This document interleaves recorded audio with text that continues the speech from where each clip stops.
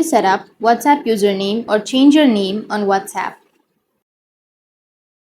So if you want to set up your WhatsApp username or change your name on your WhatsApp, then first you need to open up your WhatsApp application. Go with the upper right, which has that three dots icon, and then go with settings. Under settings, now here you will have your name, right? So your name is the username. So if you want to set up the username or if you want to change your name on WhatsApp, then what you need to do is simply tap on your name or profile, and here you will have your name option.